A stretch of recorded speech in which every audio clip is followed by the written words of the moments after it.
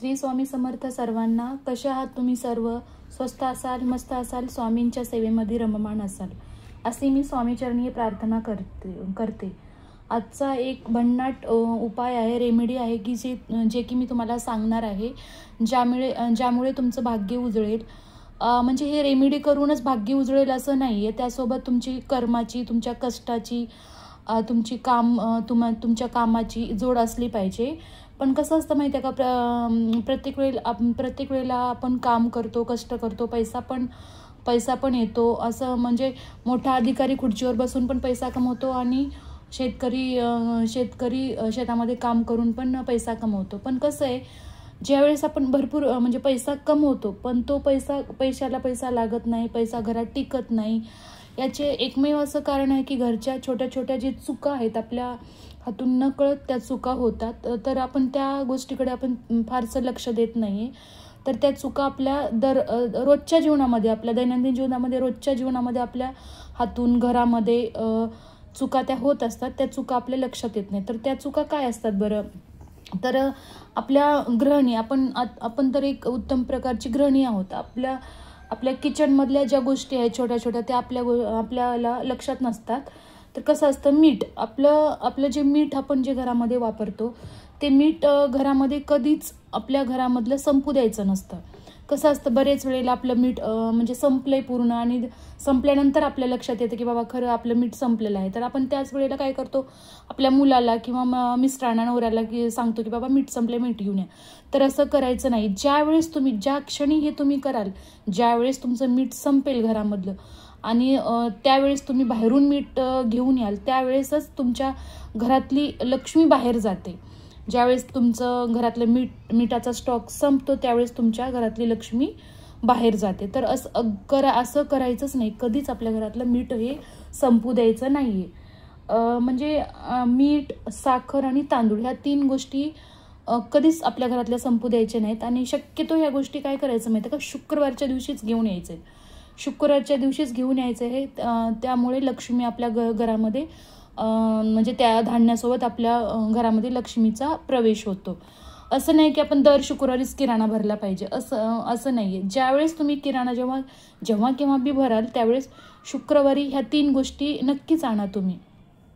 तर यामुळे पण आपल्या घरातली लक्ष्मीचा भरभराट होण्यासाठी मदत होते.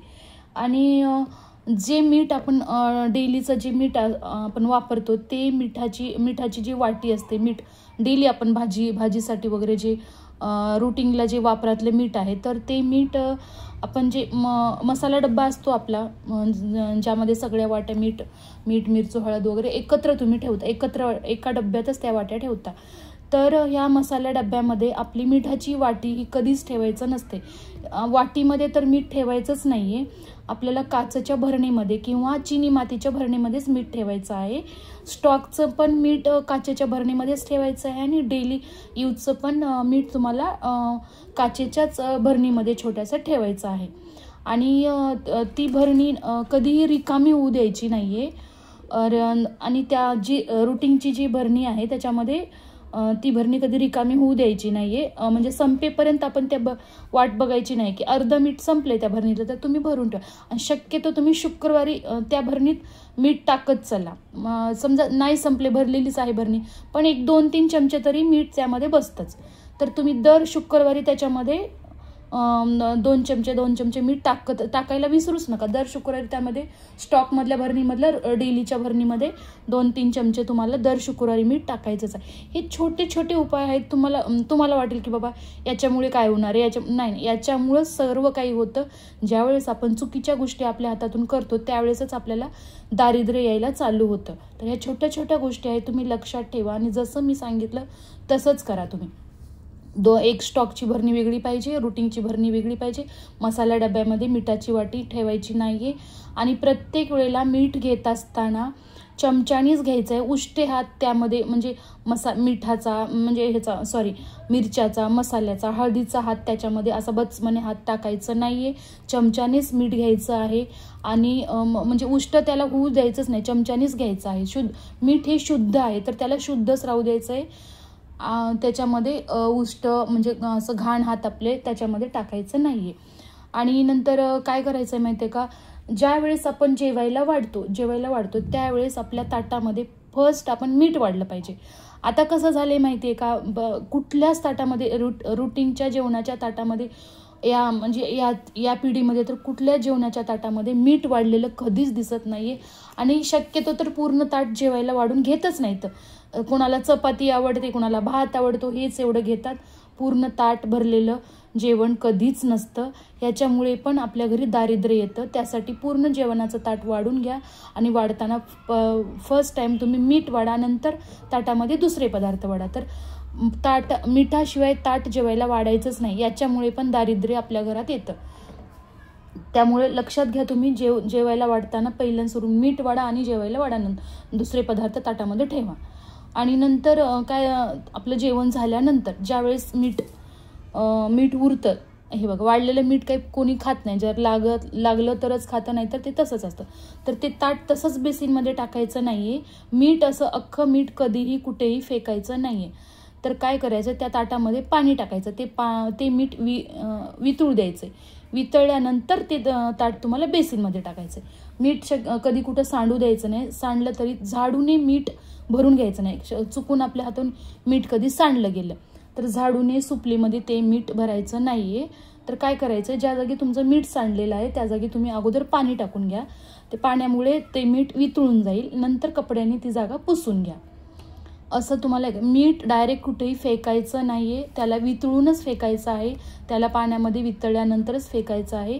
तर ह्या छोट्या छोट्या गोष्टी आहेत, पण याचं खूप मोठं महत्त्व असतं. खूप मोठा चुका आपल्या हातून रोज घडलेल्या असतात.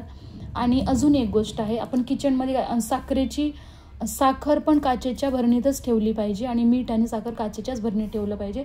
आणि ज्या वेळेस आपण ठेवतो साखर आणि मिठाची भरणी आणि साखरेची भरणी, ते ना म्हणजे एकत्र नसल्या पाहिजे. त्या एकमेकाच्या बाजूला चिपकून नसल्या पाहिजेत. असं एका साईडला एका बाजूला मीठ आणि एका बाजूला साखर, असं दोन्ही बाजूला वेगवेगळं ठेवलं पाहिजे. दोन्ही भरण्या एकत्र कधीही ठेवायचं नाही. याचं पण कारण आहे. ते कारण मी तुम्हाला नंतर सांगेनच, पण आत्ता जेवढं सांगते ते तुम्ही लक्षात ठेवा आणि ते करा. मीठ आणि साखर एकत्र ठेवलं नाही पाहिजे. आणि ज्या ठिकाणी आपण मिठाची साखरेची भरणी ठेवतो ती जागा अगदी स्वच्छ असली पाहिजे. जाळ्या जळमट तिथं घाण नसलं पाहिजे. जागा आपली स्वच्छ, किचन तरी आपलं स्वच्छच असलं पाहिजे. तिथे आपली लक्ष्मी राहते. आपण तिथे अन्न बनवतो, खातो. अन्नपूर्णा आपली तिथे वास करते. त्यामुळे आपलं किचन हे अगदी स्वच्छच असलं पाहिजे. जाळ्या जळमट्या नसलं पाहिजे. आणि मिठाची आणि साखरेची भरणी एकत्र ठेवायचं नाहीये.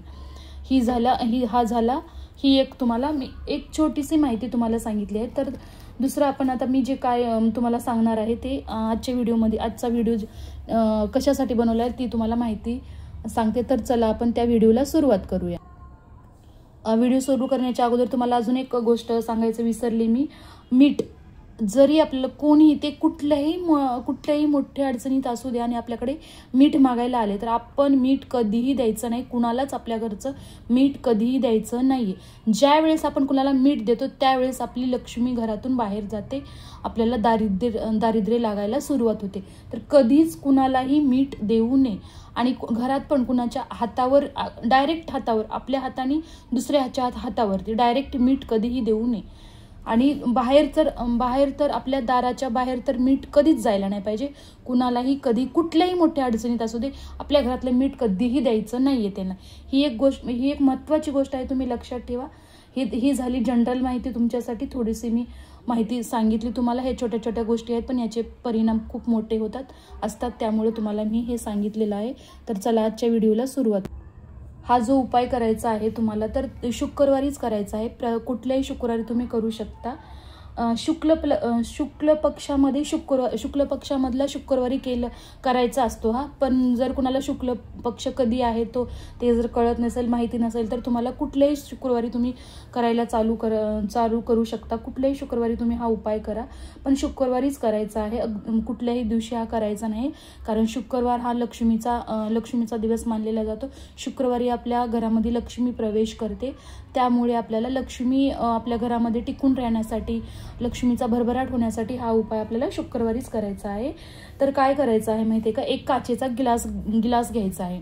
काचेचा ग्लास. तर कोणी विचारतात स्टीलचा नाही चालणार का, तर नाही चालणार आहे. तुम्ही म्हणजे मी व्हिडिओ टाकले तर टाकल्यानंतर तुम्हाला लगेच हा उपाय करणं काही म्हणजे लगेच करा असं काही नाही आहे. तर काचेचा ग्लास नसेल, मी जे तुम्हाला सेवा सांगितलं म्हणजे ज्याच्यामध्ये या सेवेमध्ये तुम्हाला काय वस्तू लागणार आहे तर तुमच्याकडे नसेल तर तुम्ही हा शुक्रवार नाही, दुसरा शुक्रवार नाही, कुठल्याही शुक्रवारी तुम्ही करा, पण काचेचा गिलास लागेल.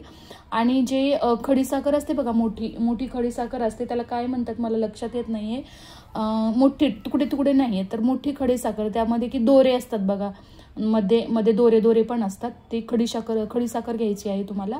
तर असे त्याचे 3 तुकडे घ्यायचे तुम्हाला. तर ते 3 तुकडे पाहिजे आणि चिमूटभर 3 चिमूट हळद पाहिजे, 3 चिमूट हळद पाहिजे. त्यानंतर याच्यासाठी बासमती तांदूळ पाहिजे, अख्खे तांदूळ, लांबवाले बासमती तांदूळ पाहिजे, तुकडा चालणार नाहीये. जर तुमच्याकडे बासमती तांदूळ नसतील तर पाव किलो तुम्ही आणून घ्या सेवा करण्याच्या अगोदर. पाव किलो तांदूळ, बासमती, तुकडा नाही, अख्खेवाले तांदूळ, चिमूट 3 चिमूट हळद आणि खडीसाखरेचे 3 तुकडे आणि काचेचा ग्लास, अशा ह्या वस्तू लागणार आहेत. तर शुक्रवारी हा उपाय करायचा आहे. कधी पण करा, कुठल्या पण तुम्हाला जसा वेळ भेटेल त्या वेळेनुसार करा. तर हा उपाय करताना तुमचं तोंड हे उत्तरेकडे असलं पाहिजे, उत्तरेकडे तोंड करून तुम्हाला बसायचं आहे. बसल्यानंतर म्हणजे उजव्या हातामध्ये ग्लास घ्यायचा आहे, उजव्या हातामध्ये असा ग्लास घ्यायचा आहे. नंतर रिकामा ग्लास घ्यायचा आहे. अगोदर लक्ष्मी मातेचं स्मरण करत श्री महालक्ष्मी नमः, श्री महालक्ष्मी, लक्ष्मीचा कुठलाही मंत्र तुम्ही बोलत उजव्या हातामध्ये काचेचा ग्लास ठेवायचा आहे आणि डाव्या हाताने त्याच्यामध्ये ते 3 जे खडीसाखरेचे तुकडे आहेत ते टाकायचं आहे. लक्ष्मीचं नाव घेत महालक्ष्मी नमः, महालक्ष्मी नमः, लक्ष्मीचं कुठलंही तुम्हाला जे मंत्र येते ते लक्ष्मीचं नाव घेत तुम्हाला ते 3 तुकडे त्यामध्ये टाकायचं आहे. त्याच्यानंतर 3 चिमूट हळद टाकायची आहे आणि त्याच्यानंतर तुम्हाला ते बासमती तांदूळ टाकायचे. तर हा ग्लास तुम्हाला पूर्ण फुल भरायचा आहे. फुल भरल्यानंतर त्या ग्लासावरती प्लेट झाकायची आहे आणि तो ग्लास आपल्या किचनमध्ये ठेवायचा आहे. असं किचनमध्ये कुठे ठेवायचं आहे तर असं वरच्या साईडला, म्हणजे की आपल्या डोक्याच्या वरच्या साईडला. आपल्याला असं मानवरती करून बघितलं पाहिजे आपण, असं खाली आपल्या डोक्याच्या खाली कुठेही नाही ठेवायचं आहे. आणि जागा नसेल तुम्हाला अशी, तुमच्या घरात अशी जागा नसेल तर तुम्ही बनवून घ्या यासाठी, कारण असं फळी वगैरे काचेचं वगैरे काही तुम्ही बसवून घ्या जिथे की तुमचा ग्लास बसेल आणि तो ग्लास तिथं ठेवला पाहिजे. आपण मानवरती करून त्या ग्लासाला आपली सतत नजर पडली पाहिजे, म्हणजे आपण कंटिन्यू त्या ग्लासाला बघितलं पाहिजे. किचनमध्ये आपण एंट्री केली की त्या ग्लास आपण बघितलंच पाहिजे, पण आपल्या डोक्याच्या वरती असं थोडंसं असं मानवर करून, नजरवर करून आपली नजर त्याच्याकडे गेली पाहिजे. असा तो ग्लास भरून तिथं ठेवायचा आहे आणि हा ग्लास 30 दिवस ठेवायचा आहे. 30 दिवसानंतर तुम्ही ह्या ग्लासातले धान्य तुम्ही बाहेर झाडाला टाकू शकता किंवा झाडाच्या बुडाला टाकू शकता किंवा तुमच्या गॅलरीमध्ये वगैरे ते टाकू शकता. ते नंतर अजून तसाच उपाय शुक्रवारी करायचा आहे आणि तो ग्लास भरून ठेवायचा आहे आणि 30 दिवसानंतर तो चेंज करायचा आहे. असं तुम्हाला 1 महिना करा, 3 महिने करा, 6 महिने करा आणि म्हणजे कधी पण करा. अगदी म्हणजे कंटिन्यू तुम्ही करत राहिला तर याचं चांगलंच फळ तुम्हाला भेटेल. हे तर आणि प्रत्येक रेमेडी, प्रत्येक सेवा अगोदर मी करते, नंतर त्याचा फरक मला जाणवल्यानंतरच मी तुम्हाला करायला सांगते. याचा फरक तुम्हाला नक्की पडेल. तुमच्या घरामध्ये पैशाची भरभराट होईल, लक्ष्मीची असं नाहीये की हा उपाय केल्यानंतर तुम्ही करोडपती होणार आहे, कारण तुम्ही जेवढं काम करता तेवढंच तुम्हाला भेटणार आहे. असं पण एवढं असतं की एखाद्या वेळेस आपण खूप सारं काम करतो आणि पैशामध्ये बरकत येत नाही, आपला पैसा टिकत नाही, पैसा येतो पण कुठे जातो हे कळत नाही. तर हे पैसा टिकून राहण्यासाठी, आपला पैसा वाढण्यासाठी ही छोट्या छोट्या रेमेडी आहेत. त्या रेमेडी तुमच्यापर्यंत मी घेऊन येते आणि ह्या रेमेडी नक्की करा आणि त्याचा फायदा झाला की नाही, तुम्ही केलं की नाही हे मला कमेंटमध्ये सांगा. आणि त्याचा फायदा जर झाला तर ते पण कमेंट करून मला सांगा. ह्याचा फायदा तुम्हाला नक्कीच होईल. तर हे रेमेडी करा तुम्ही. आणि ज्या छोट्या छोट्या गोष्टी तुम्हाला मी सांगितल्या आहे त्या गोष्टी तुम्ही किचनमध्ये चुकूनही करू नका. आणि आजच तुम्ही मसाला डब्यामधली मिठाची वाटी काढा, काचेच्या भरणीत ठेवा, हळदीची पण भरणी वेगळी ठेवा. हळदीमध्ये, मिठामध्ये आणि साखरेमध्ये घाण हात कधीही टाकू नका. स्वच्छ हात टाका आणि ह्या 3 गोष्टी तुमच्या घरामधून पूर्ण कधी संपू देऊ नका. आणि शक्यतो शुक्रवारी या 3 गोष्टी घेऊन या. किमान 5 किलो 10 किलो शुक्रवारी ह्या 3 गोष्टी तुम्ही घेऊन या. याच्यामुळे तुमच्या घरामध्ये लक्ष्मीचा प्रवेश होईल आणि तुमच्या घरामध्ये भरभराट होईल. तर ही माहिती तुम्ही बघा आणि उपाय करा आणि तुम्हाला कसा रिझल्ट आला ते मला कमेंट करून सांगा. श्री स्वामी समर्थ.